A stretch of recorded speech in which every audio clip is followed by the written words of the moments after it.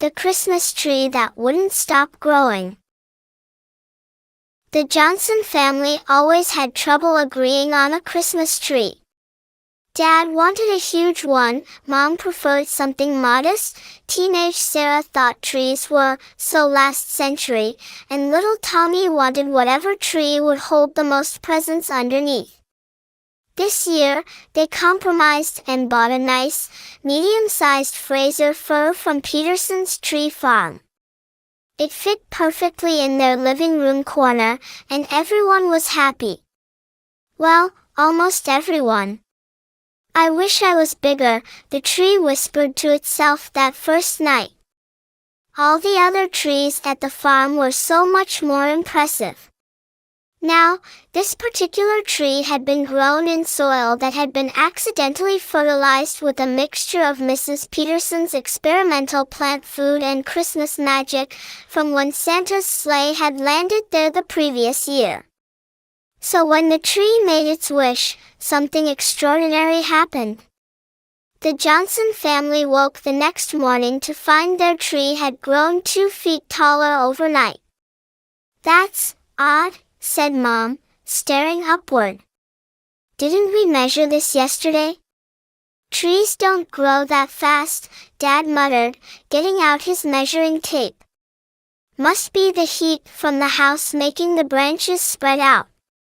But the tree wasn't finished. Each night, it grew bigger. By the 3rd day, it was touching the ceiling. By the 5th day, they'd had to move it to the family room with a higher ceiling.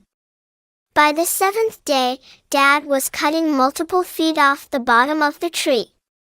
"This is getting ridiculous," Mom declared, as pine needles rained down. "How are we supposed to put the star on top when the top is upstairs?" Sarah, meanwhile, had become the most popular girl in school. "You guys have to see this tree," she told her friends. "It's like living in a forest." Tommy was thrilled because now there was room for approximately 700 presents under the massive trunk, though he'd only asked for 3 things. The tree, however, was starting to have second thoughts. "I want it to be bigger," it rustled sadly, "but now the ornaments look like tiny polka dots, and I can barely feel when someone hangs them on me." By December 20th, the tree had grown so large that its branches were sticking out of multiple windows, and the neighbors were starting to wonder what was happening. The fire department had been called twice, and a local news crew wanted to do a story about the house-eating Christmas tree. "We have to do something," Mom said desperately, as a branch knocked over the mailbox. That's when Tommy had an idea. "What if we ask it nicely to stop growing?" The family gathered around the enormous trunk. Dad cleared his throat. Tree? Would you mind, staying this size?" The tree was so happy that someone finally talked directly to it that it immediately stopped growing. Even so, people were still coming from hundreds of miles away to see the giant tree, and the Johnsons started charging admission to benefit the local children's hospital.